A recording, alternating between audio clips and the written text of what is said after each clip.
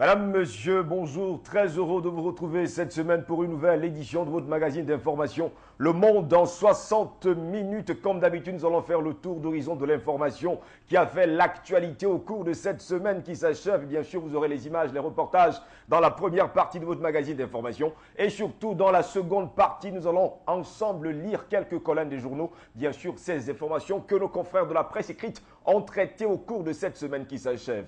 Bienvenue à toutes et à tous dans un premier instant. La première partie, elle est réservée au reportage.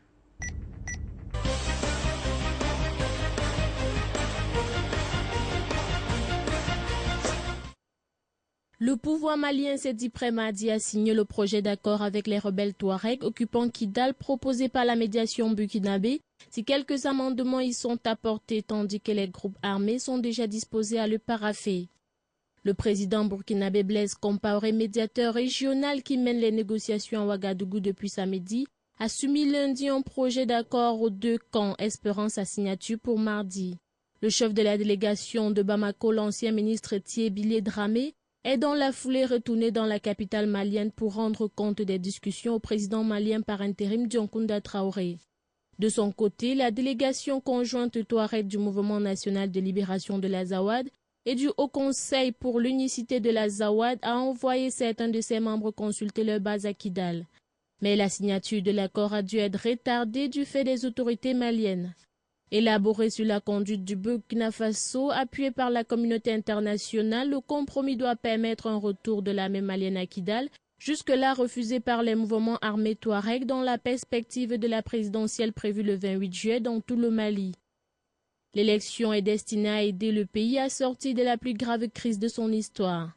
Les rebelles Touaregs se sont installés en fin janvier à Kidal à la faveur de l'intervention militaire française contre les groupes islamistes armés liés à Al-Qaïda. Les djihadistes avaient pris en 2012 le contrôle du nord du Mali, s'alliant d'abord au MNLA, qui avait lancé l'offensive avant d'évincer ce mouvement dans la région. L'Union européenne a indiqué mardi qu'elle soutenait activement les pourparlers engagés à Ouagadougou, y voyant une avancée cruciale avant la présidentielle de juillet. La MINUSMA, la mission onusienne attendue au Mali en juillet et qui absorbera la MISMA, force africaine déjà sur place, devrait encadrer l'armée malienne à Kidal au moment de la présidentielle selon des sources proches des discussions. Elle sera commandée par le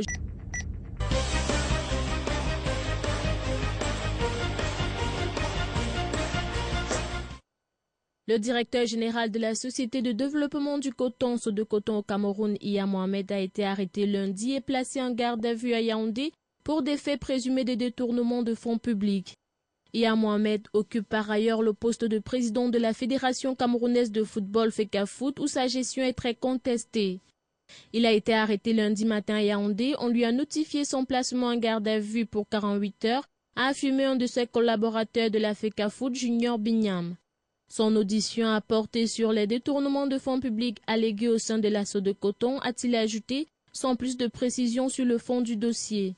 Il a été rentré à Yaoundé dans la nuit de dimanche à lundi après avoir assisté au Togo au match de football opposant la sélection nationale camerounaise aux Togolais. En fin mars, le Conseil de discipline budgétaire et financière du Cameroun, organe public, avait déclaré Iya Mohamed débiteur envers la Sodecoton de la somme de 9 milliards de francs CFA, soit 13,8 millions d'euros représentant le préjudice financier subi par la société. Le Conseil avait indiqué avoir retenu à son encontre 20 fautes de gestion enregistrées entre 2005 et 2010.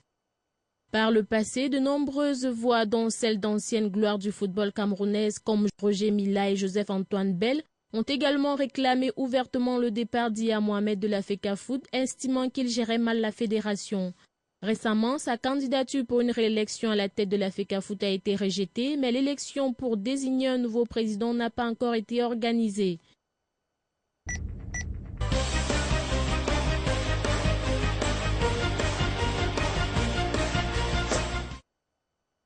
C'est une grève contre les réformes qui s'est engagée lundi en France. Après les aiguilleurs du ciel, c'était au tour du rail de prendre le relais. Avec un même adversaire, le marché unique européen et sa politique d'ouverture à la concurrence. Ainsi, Frédéric Cuvillier n'aura pas attendu longtemps avant de baisser pavillon devant les contrôleurs aériens, dont la grève a provoqué mardi l'annulation d'un tiers des vols en France. Allié du circonstance de son homologue allemand, le ministre français des Transports a écrit à Bruxelles pour faire savoir à la Commission son opposition au projet de directive qui vise à unifier le ciel européen.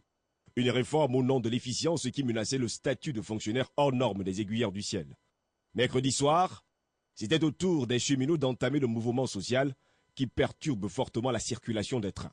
Derrière des revendications relatives aux conditions de travail et une inquiétude globale sur l'avenir en ces temps de crise, les agents de la SNCF veulent faire pression sur le gouvernement français qui prépare la réorganisation du rail français en mettant sur pied notamment un gestionnaire unique des infrastructures. Si le projet lui-même ne paraît pas remis en question, les syndicats se veulent vigilants sur les conditions de sa mise en œuvre.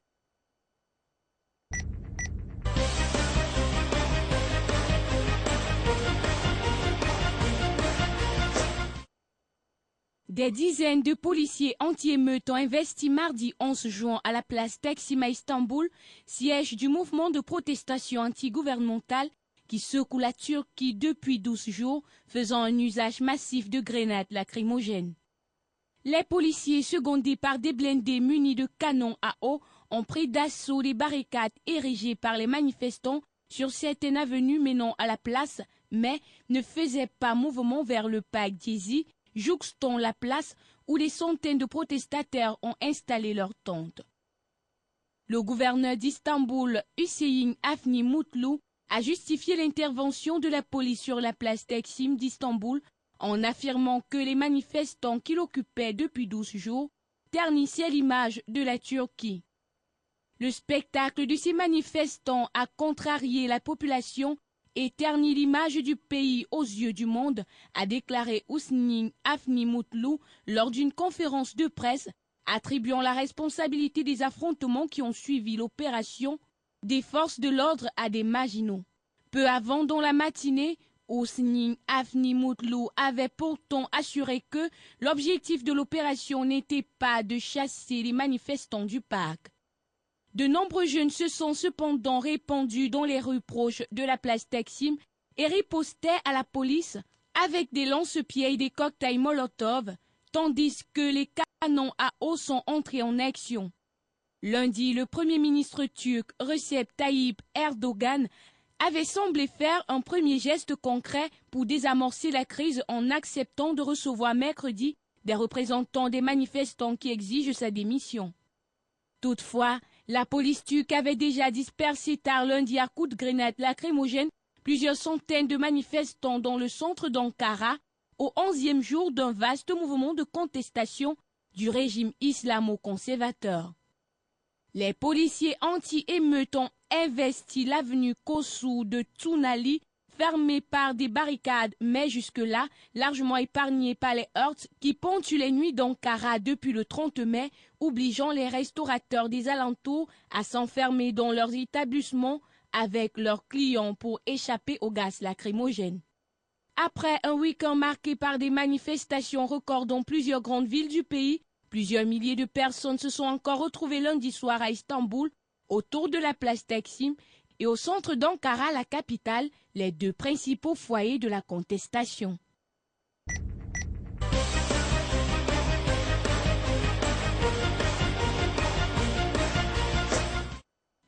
Après plusieurs câbles diplomatiques diffusés par le site de Julian Assange Wikileaks, il y a quelques mois aujourd'hui, informations qui ont troublé le monde diplomatique et politique, les révélations ne cessent de tomber. Cette semaine encore, les États-Unis ont frappé un grand coup médiatique avec la sortie d'un de leurs agents, la personne de Edward Snowden. Le jeune espion américain de 29 ans a appris au monde entier que le pays de l'oncle Sam surveille électroniquement le monde entier et espionne les Européens. La Commission européenne s'est dit préoccupée par le programme appelé PRISM, P-R-I-S-M. Ces opérations secrètes permettent à la NSA, la National Security of America, d'accéder aux données informatiques à l'étranger, notamment en Europe. En France, la DGSE dispose également d'un programme de surveillance en dehors de tout cadre légal pour la lutte antiterroriste. L'ex-espion américain Edward Snowden, à l'origine de ces nouvelles révélations, a disparu de son hôtel de Hong Kong depuis que Washington demande son extradition immédiate. Pourtant, selon ses dires, il aurait encore des choses à révéler. Selon plusieurs journaux et quotidiens internationaux parus cette semaine, depuis son arrivée à la Maison-Blanche, Barack Hussein Obama, le président américain, utilise les géants de l'Internet pour contrôler ses alliés et ses ennemis. Ces révélations sur une surveillance électronique massive mettent l'administration américaine sur la défensive. L'ex-employé de la CIA, la Central Intelligence Agency, Edward Snowden, avait déjà gros sur la patate et a décidé de tout dévoiler tout au long de sa vie sur Terre.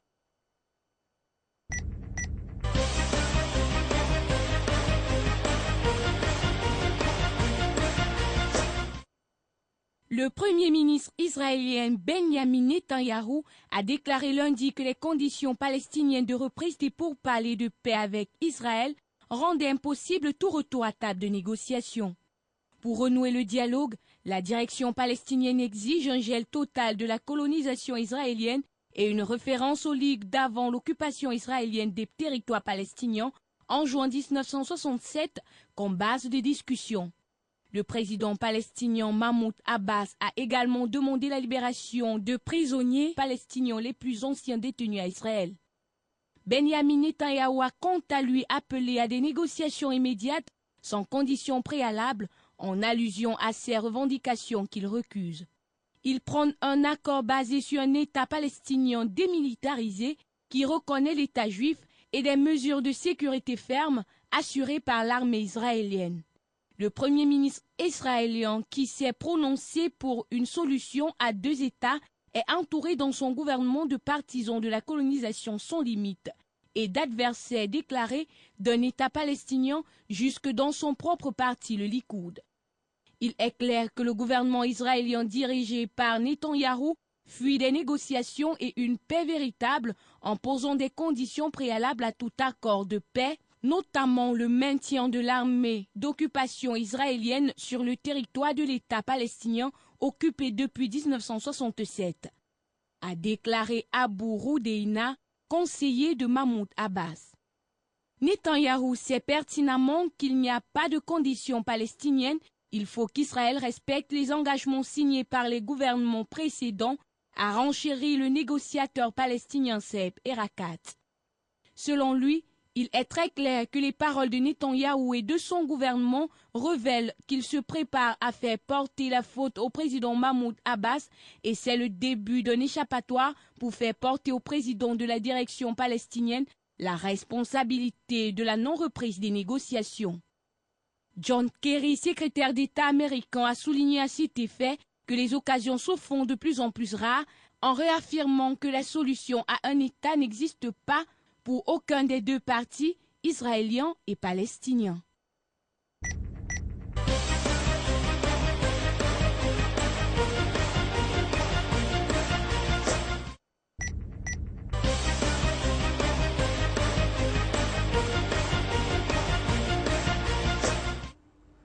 Après la première partie qui était réservée aux images, place maintenant la presse écrite. On commence déjà par la journée de lundi. Le quotidien catholique La Croix assurait à ses lecteurs qu'il faudra travailler plus longtemps. La réforme des retraites est lancée cette semaine avec un rapport préalable à la conférence sociale. L'allongement de la durée de cotisation semble inéluctable, écrivait le quotidien.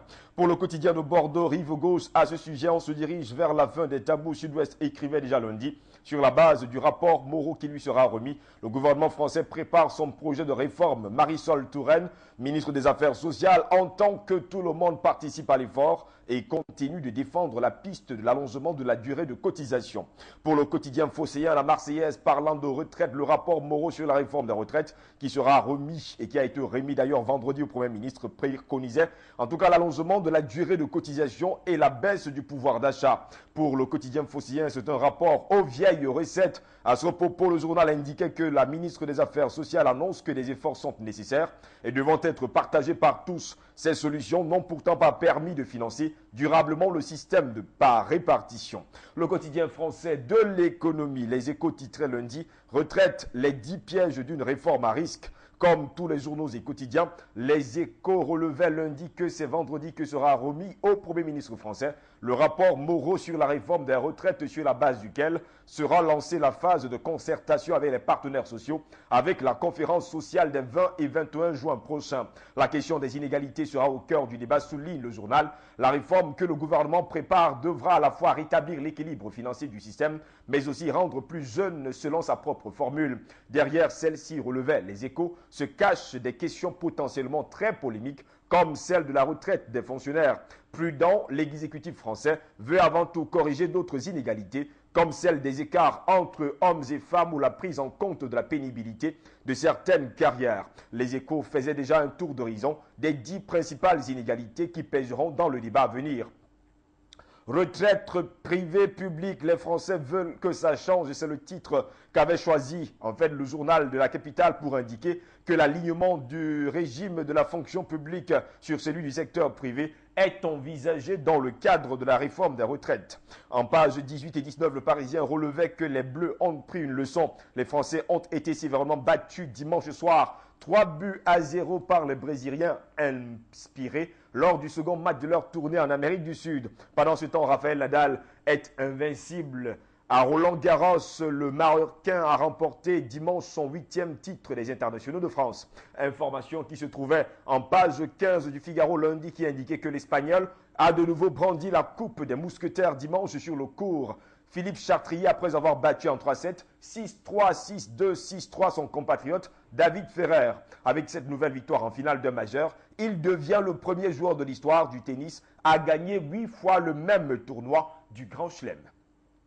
À la grande une, le Figaro nous parlait de délinquance et nous disait que Manuel Valls est rattrapé par son bilan. Selon le quotidien, le ministre s'était installé place Beauvau avec une solide réputation de fermeté. Mais depuis 12 mois, relevait le journal, les indicateurs sont au rouge tandis que sa gestion, ses manifestations, des adversaires au mariage homosexuel a fait l'objet de vives critiques. Antiterrorisme, comment Obama utilise les géants de l'Internet, c'est le titre choisi par Le Monde pour nous dire que des révélations sur une surveillance électronique massive mettent l'administration américaine sur la défensive.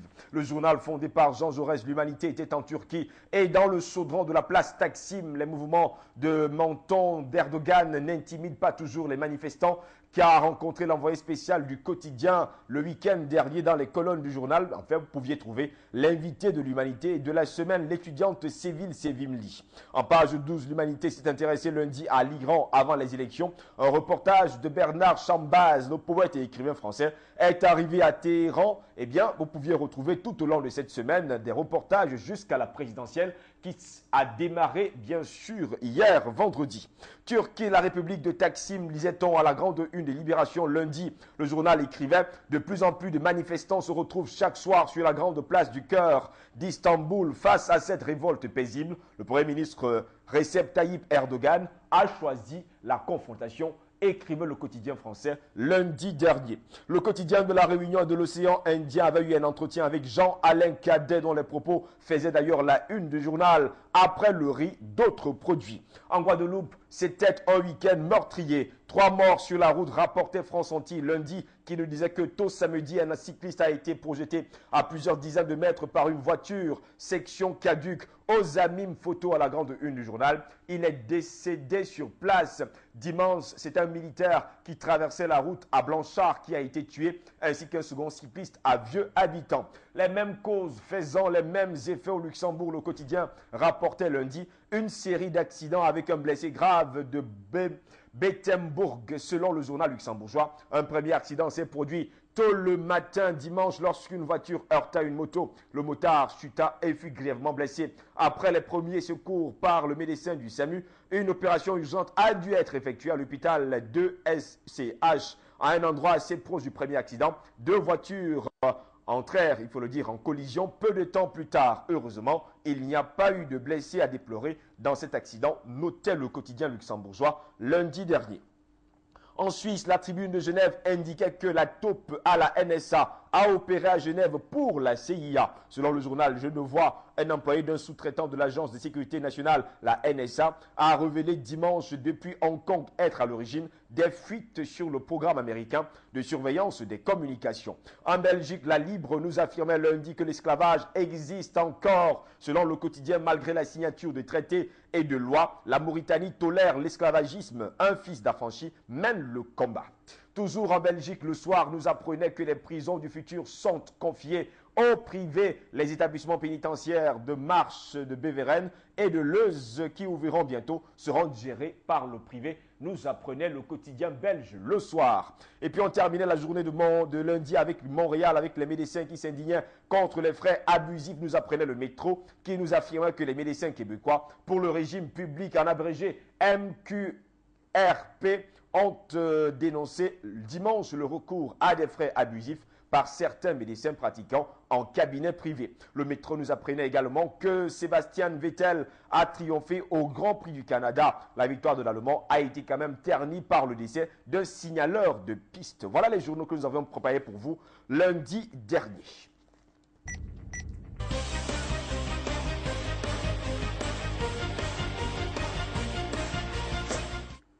Mardi, Guéant, la main dans le sac, c'était le titre choisi par Libération Mardi pour indiquer que de 2002 à 2004, l'ex-électeur de cabinet de Nicolas Sarkozy à l'intérieur a détourné 10 000 € par mois des frais d'enquête des policiers. Le journal fondé par Jean Jaurès, qui reste toujours égal à lui-même, nous affirmait que la culture est dévastée par l'austérité. Selon le quotidien, depuis la décision du gouvernement de baisser de 4,7% le budget du ministère, les conséquences se font ressentir dans tous les secteurs jusqu'à l'audiovisuel. Nos confrères relevaient que sans ambition culturelle, la gauche n'est plus la gauche. La Croix nous affirmait mardi que les Français reçoivent leur consommation. Pour cause, l'INSEE annonçait déjà mardi un repli historique des dépenses des ménages dues à la crise et à de nouvelles façons de consommer. C'est la crise. Et dans le Nord, les petits commerces, il faut le dire, sont en voie de disparition, rapportait La Voix du Nord qui indiquait qu'en 2012, dans le Nord, pas de Calais, 744 commerces de détail ont fermé leurs portes.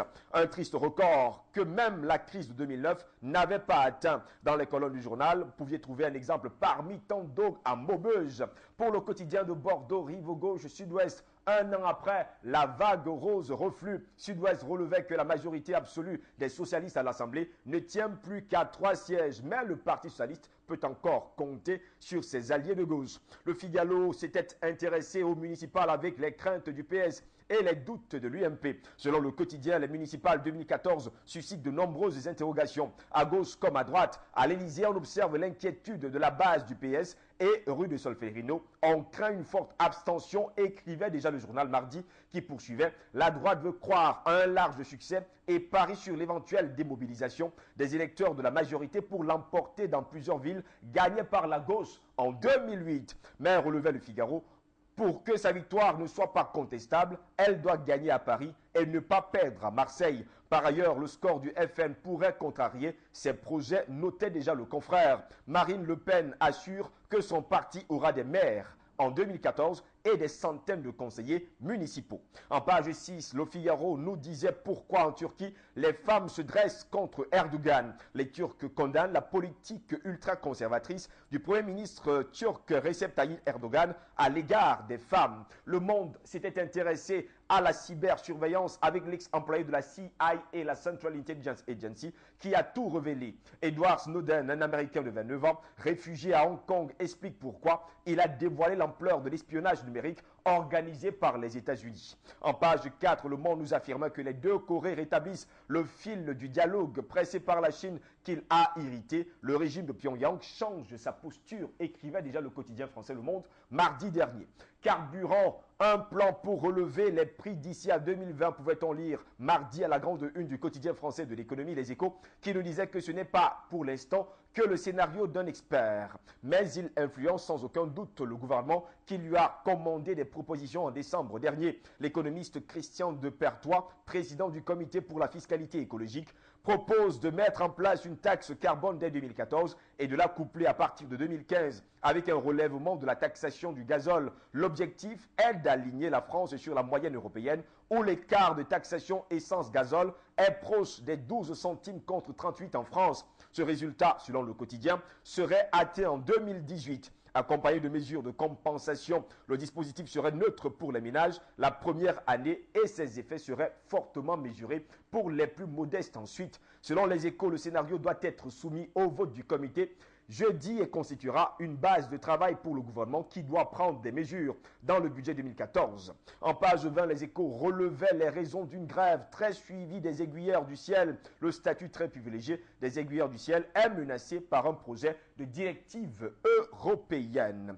Tarifs sociaux, les couacs des factures d'électricité, lisait-on à la grande une de Aujourd'hui en France dans sa parution de mardi dernier, qui selon le rapport du médiateur national de l'énergie, indiquait que des milliers de foyers vont être privés d'une aide au paiement de leurs factures qui auraient dû intervenir plus tôt. Eh bien, c'est tout simplement le gouvernement français. France Gall avait pris quelques colonnes du quotidien français et en profitait pour régler ses comptes. À 65 ans, la chanteuse était en colère. Elle n'apprécie pas les hommages qui se font sans elle, ni l'album de reprise de ses chansons par Jennifer. Le quotidien de la Réunion et de l'océan Indien rapportait un mort dans l'incendie de la saline des Hauts. Un quinquagénaire a été retrouvé mort lundi soir, nous apprenait le journal, dans sa case à la suite d'un incendie. En Guadeloupe, les stations-service seront en grève jeudi, rapportait déjà France Anti-Guadeloupe, qui indiquait que les gérants de stations-service ont décidé lundi après-midi de fermer leur établissement jeudi pour protester contre le nouveau décret sur l'application des prix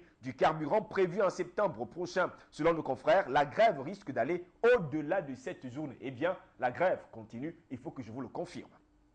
Au Luxembourg, le journal Le Quotidien revient sur les inondations et notait de nouvelles évacuations en Allemagne et une amélioration en Hongrie. Selon le confrère, eh bien, le combat contre les inondations historiques se poursuivait lundi en Allemagne et des centaines de personnes ont dû être évacuées en bord de l'Elbe après la rupture de la digue, tandis que le Danube continuait sa décrue à Budapest. En Suisse, la Tribune de Genève nous apprenait que la Commission des États rejette la Lex USA. Ainsi, la Commission de l'économie du Conseil des États a rejeté dans la nuit de lundi à mardi la loi urgente qui doit permettre aux banques de livrer des renseignements à la justice américaine sans violer le droit suisse. Grand stade, premier tacle communautaire, c'était le titre choisi par le quotidien belge Le Soir pour nous dire que la Flandre demande des explications à Bruxelles. Selon le journal, cela sent le donnant-donnant. La Libre Belgique nous disait comment la réforme de l'État va compliquer votre quotidien. Allocation familiale, titre, service et bien d'autres choses encore. Les implications des prochains transferts de compétences sont tout sauf limpides, relevait le journal belge La Libre Belgique dans sa parution de mardi dernier. Dans ses pages 26 et 27, La Libre s'interrogeait où ira le mémorial Van Damme. La construction d'un nouveau stade national au Heysel met en péril l'organisation du Van Damme à Bruxelles, relevait le quotidien belge. Et puis à Montréal, le cannabis thérapeutique passe au privé, nous apprenait le Métro, qui nous disait que Santé Canada cessera d'ici avril 2014 de produire du cannabis médical dont la qualité était jugée mauvaise par plusieurs et comptera ensuite sur des producteurs homologues, nous apprenait le journal montréalais Le Métro dans sa parution de mardi dernier.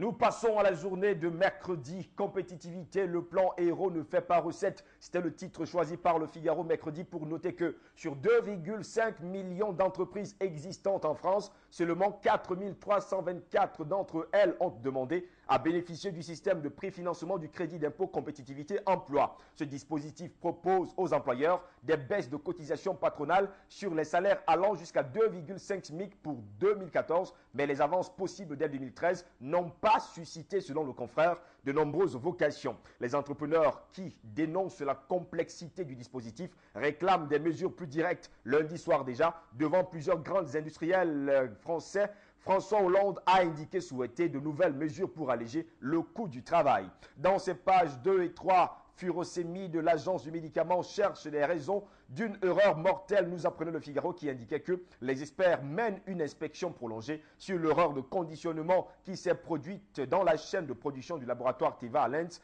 où un pharmacien avait pointé des problèmes de qualité dès 2011. Le Figaro relevait également mardi dans sa page 7 qu'en Turquie, Recep Tayyip Erdogan emploie la manière forte. Selon le journal, le Premier ministre Erdogan a fait évacuer la place Taksim en faisant appuyer la police par des blindés et avec force, gaz lacrymogène, canon à eau et même selon certains témoignages que rapportait le quotidien français mercredi, de tirs à balles en caoutchouc. S'il a prévu de recevoir plusieurs leaders de la contestation, il veut surtout afficher une nette reprise en main déclarant devant les députés « Cette affaire est maintenant terminée, nous ne monterons plus de tolérance. Nous ne montrerons plus de tolérance, avait-il dit devant les parlementaires turcs. Sujet qui intéressait déjà la Croix mercredi, qui nous affirme que les forces de l'ordre ont repris hier le contrôle de la place Taksim. On parlait bien sûr de mardi à Istanbul, et notons que le Premier ministre turc Recep Tayyip Erdogan ne semble rien vouloir céder au mouvement protestataire.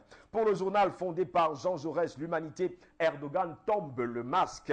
L'Humanité relevait qu'après avoir fait mine de tendre la main aux manifestants de la place Taksim, le Premier ministre turc islamo-conservateur a lancé ses forces anti-émeutes mardi à Istanbul. Dans les colonnes du quotidien, le reportage de l'envoyé spécial de l'Humanité à Istanbul, page 2, eh bien, vous pouviez le trouver. Pour Libération, qui s'était également intéressé au sujet, la Turquie est à l'épreuve de force. Libération titrait mercredi « Emploi d'avenir, l'espoir des oubliés ». Selon les informations de Libération, 88% des contrats déjà signés profitent bien à des non-diplômés. Mais seuls 25 000 ont été conclus sur les 100 000 prévus pour la fin 2013. Le quotidien de Bordeaux, rive gauche sud-ouest, s'interrogeait qui peut négocier ses impôts. C'était la grande interrogation de nos confrères. En tout cas, pour Sud-Ouest, la négociation est une pratique courante pour les contribuables fortunés. Mais, relevait le journal, il est aussi possible pour les autres d'obtenir des remises.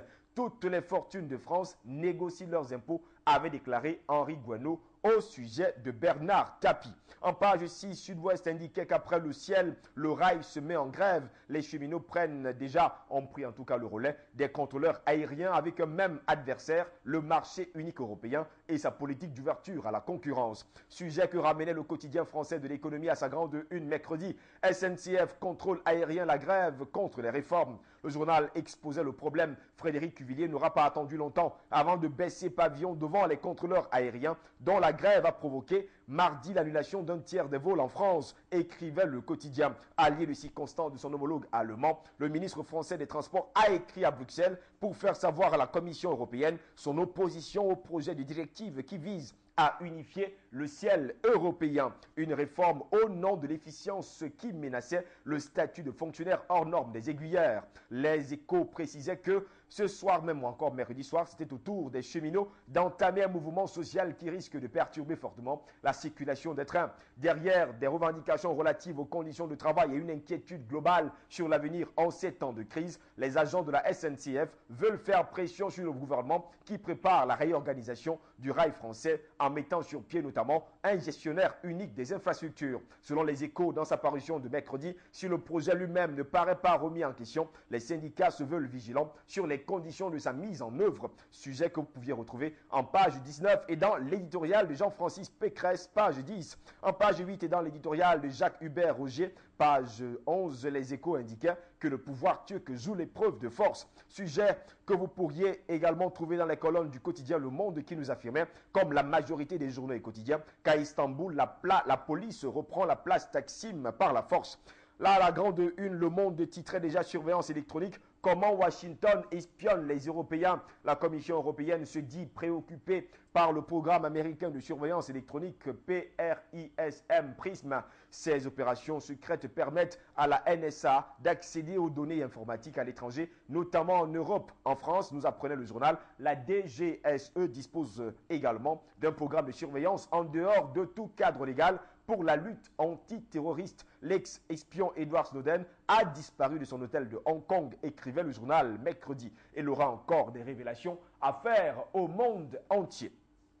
Le quotidien de la Réunion et de l'océan Indien nous apprenait qu'au Camélia à Saint-Denis, un ouvrier de 53 ans travaillant sans contrat de travail connu a fait une chute mortelle en effectuant des travaux sur la maison de son patron. D'où la grande une de ce journal. Le peintre fait une chute mortelle. En page 13, le quotidien nous apprenait le premier mariage homosexuel de la Réunion à Saint-Paul. Ce sont des robes blanches pour Corinne et surtout Laurence qui se sont mariés ce week-end. 1000 jours de trop, c'était le titre choisi par France Anti-Martinique pour indiquer que le 12 juin, en tout cas, cela faisait 1000 jours que Thierry Doll et ses 3 autres camarades ont été enlevés par le groupe terroriste ATMI, Al-Qaïda au Maghreb islamique, au Niger. Au travers de plusieurs manifestations, les Martiniquais vont témoigner leur soutien ou alors ont témoigné leur soutien à leurs compatriotes mercredi. Beauméléaire, l'opposition monte au créneau, pouvait-on lire à la grande une de Le Quotidien, qui est un journal luxembourgeois, qui nous disait que le DP et le DI gringuent ont chacun déposé mardi soir, lors de sa séance plénière de la Chambre des députés,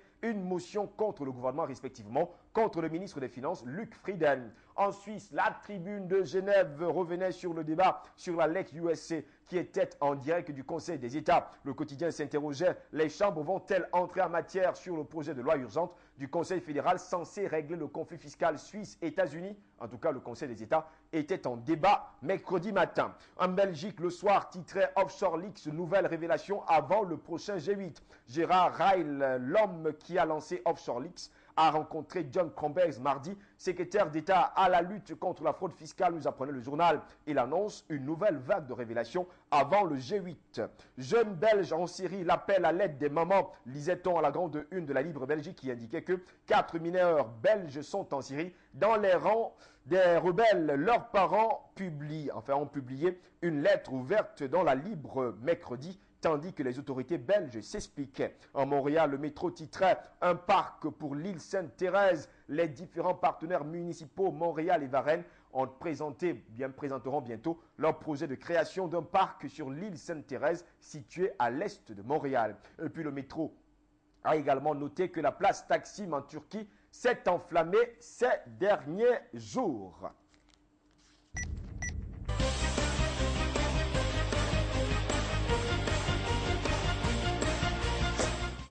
Nous allons terminer cette seconde partie de votre magazine d'information, Le Monde dans 60 minutes, par la journée de lundi, en sautant bien sûr la journée du jeudi. Retraite 56% des Français pour l'égalité publique-privée. C'était le titre choisi par le Figaro pour nous dire que l'exécutif ouvre le chantier ultra sensible de la réforme des retraites avec la remise du rapport de Yannick Moreau au Premier ministre Jean-Marc Ayrault. Un sondage Opinionway pour Taider, le Figaro et LCI indiquait qu'une majorité de Français, 56% au total, est favorable à une stricte égalité de traitement entre le public et le privé. Il souhaite ainsi que la pension des agents du secteur public soit calculée sur les 25 meilleures années comme dans le privé et non plus sur les 6 derniers mois. Cette piste de réforme ne figure pas dans le rapport Moreau qui défend l'idée d'un calcul portant sur les 10 dernières années pour les fonctionnaires, relevait le quotidien. Une majorité plus forte encore de Français, 66% au total, se prononce en faveur de la suppression de tous les régimes spéciaux. En page 20, le Figaro indiquait que Jean-Marc Ayrault a annoncé officiellement que le gouvernement français va déposer un recours en révision devant la Cour d'appel de Paris afin d'obtenir l'annulation de l'arbitrage Tapie Crédit Lyonnais. Bernard Tapie donnait d'ailleurs dans le Figaro sa version des conditions dans lesquelles a été arrêtée la décision de recourir à cette procédure pour solder le différend sur la vente d'Adidas. Le Monde, autre quotidien français, parlait de l'onde de choc de l'affaire Tapie. Le quotidien va dans le même sens et indiquait que l'Élysée a pris la décision de contester en justice l'arbitrage favorable à Bernard Tapie. Après les mises en examen de Stéphane Richard et de Jean-François Rochy, le journal notait que les juges se rapprochent de l'entourage de l'ex-chef d'État français Nicolas Sarkozy. L'État s'interroge sur le maintien de Stéphane Richard à la tête d'Orange, tandis que syndicats et salariés défendent leur PDG. Dans le cahier écho du quotidien Le Monde, le confrère nous avouait que la France se prête au veto au nom de l'exception culturelle. Selon le journal, François Hollande veut exclure l'audiovisuel des négociations de libre-échange avec Washington. Faute d'accord, la commission n'aura pas de mandat vendredi pour discuter avec les Américains, écrivait d'ailleurs le quotidien Le Monde dans sa parution de vendredi. Retraite, les intouchables, pouvait-on lire à la une de Aujourd'hui en France, qui indiquait que cheminots, électriciens, gaziers, marins et bien d'autres encore, les régimes spéciaux seront une fois encore épargnés par la réforme. Bernard Tapie faisait également la une de Aujourd'hui en France vendredi. Ses propos: j'entrais à l'Élysée sans me cacher. Mise en cause par l'ex-directeur de cabinet de Christine Lagarde, Bernard Tapie reconnaît avoir défendu son dossier auprès des conseillers de Sarkozy. Pour le quotidien de Bordeaux, rive gauche sud-ouest, l'étau se resserre autour de Bernard Tapie pour cause. Le PDG d'Orange a indiqué aux enquêteurs que Bernard Tapie était présent à l'Élysée lors d'une réunion destinée à lancer la procédure d'arbitrage. Dans ses pages 18 et 19, Sud-Ouest nous apprenait que les 33 salariés licenciés de Virgin se sont retrouvés Jeudi, une dernière fois pour se dire au revoir et se souvenir de 23 années de partage et de passion de la culture. Obsèque de Pierre Mauroy, le dernier adieu des Lillois, pouvait-on lire à la grande une de la Voix du Nord. Politiques et anonymes ont rendu un dernier hommage à Pierre Mauroy jeudi. D'abord à la mairie où devant Jean-Marc Ayrault et Lionel Jospin, Martine Aubry a longuement retracé le parcours de son prédécesseur. Ensuite, devant la cathédrale Notre-Dame de la Treille, où près de 2000 personnes l'ont applaudi une dernière fois, écrivait le quotidien lillois La Voix du Nord. Libération avait d'ailleurs fait une enquête chez les Skins ce vendredi après la mort de Clément Méric. Libération disséquait les liens entre les meurtriers présumés de l'étudiant et le leader historique de la mouvance ultra-radicale en France, Serge Ayoub, c'est comme ça qu'on l'appelle. En pages 6 et 7, Libération nous disait que l'Iran tourne la page. Mahmoud Ahmadinejad sur fond de crise économique et de tensions autour du nucléaire. Réformateurs et conservateurs s'affrontaient déjà depuis vendredi, en fait depuis hier, pour le premier tour de la présidentielle. Le journal catholique La Croix s'était intéressé au rude quotidien des Iraniens. Le scrutin présidentiel qui se déroule déjà en Iran ne mobilise guère les citoyens, écrivait le confrère, dont le principal souci est d'affronter les difficultés économiques.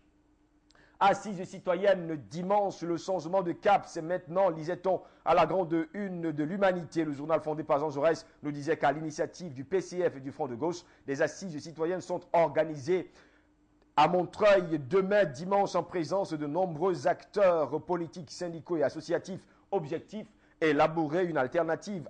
Parlant d'austérité, le quotidien français de l'économie notait une menace sur 3 milliards d'euros d'aide aux entreprises. Pour le journal, le rapport commandé en février dernier par le gouvernement sur les aides publiques aux entreprises sera remis mardi prochain. Il devrait faire de nombreuses propositions pour réaliser près de 3 milliards d'euros d'économies, écrivait le journal. Niche sociale bénéficiant de l'outre-mer, aide aux buralistes, taxes affectées aux chambres de commerce ou au centre du cinéma, taxation réduite des carburants, des taxis, agriculteurs et routiers, fiscalité des SIEC et du livret de développement durable. La liste des aides à revoir est longue. Selon les Échos, les auteurs vont aller au-delà des 2 milliards visés par le gouvernement français, qui pourra donc piocher dans ses propositions sensibles. La dépense pourrait également être réduite en réformant l'organisation du dispositif de distribution des nombreuses aides accordées par les collectivités locales, juge le rapport, qui suggérera de confier ce rôle aux seules régions. Les intentions du gouvernement français devraient être connues le 4 juillet prochain, relevaient nos confrères à l'occasion de la prochaine réunion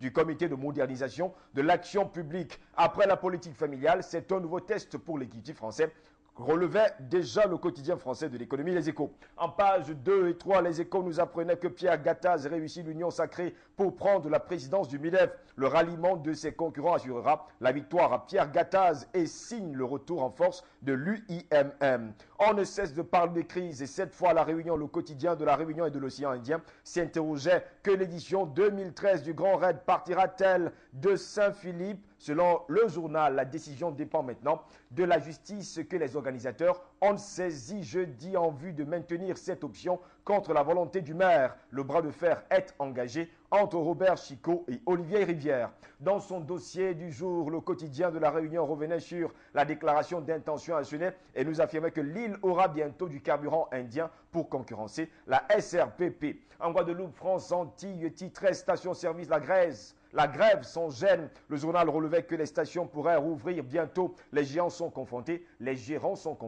à un dilemme. Comment faire pression sur le gouvernement sans trop gêner la population? En Suisse, la Tribune de Genève nous apprenait que des orages ont balayé la Suisse romande. La journée de jeudi s'est révélée la plus chaude de l'année dans la plupart des régions suisses pour se terminer par de violentes rafales de vent ainsi que des orages, écrivait le journal.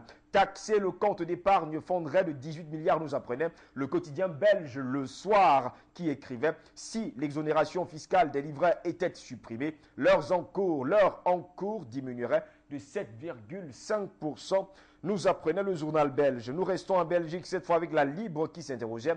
La culture, une marchandise comme les autres, la question d'une exception culturelle divise avant la négociation d'un accord de libre-échange transatlantique. Au Luxembourg, le gouvernement échappe à la censure après un débat où nous apprenait le quotidien journal luxembourgeois qui nous affirma que le gouvernement a échappé jeudi à la censure du Parlement après un débat où le mêlant les accusations d'immixtion d'un ministre dans le fonctionnement de la justice et de tentative de déstabilisation d'un magistrat par les services de renseignement. Le cours d'ECR, de nouveau en Cour suprême, c'était le titre choisi vendredi par le journal montréalais Le Métro pour indiquer que la Cour suprême du Canada se penchera une nouvelle fois sur le cours d'éthique et de culture religieuse, en abrégé ECR du Québec, un an après avoir refusé à des parents de Drummondville le droit d'exempter leurs enfants de ce programme. En page 26 jusqu'à 28, le Métro nous apprenait que l'Iran élit son nouveau président. Le quotidien faisait d'ailleurs le tour d'horizon des enjeux à la succession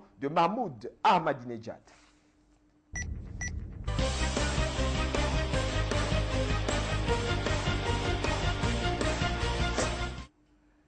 Eh bien, mesdames, messieurs, c'est ici que s'achève cette autre édition de votre magazine d'information Le Monde dans 60 minutes qui se passe bien sûr sur la chaîne de télévision panafricaine Afrique Média tous les samedis dès 7h heure d'Afrique centrale, 6h heure GMT, surtout le dimanche à la même heure. Au plaisir de vous retrouver très prochainement pour une nouvelle édition. Restez sur Afrique Média. L'information est en continu sur notre chaîne. Bonne journée à toutes et à tous et surtout bon week-end. Au revoir.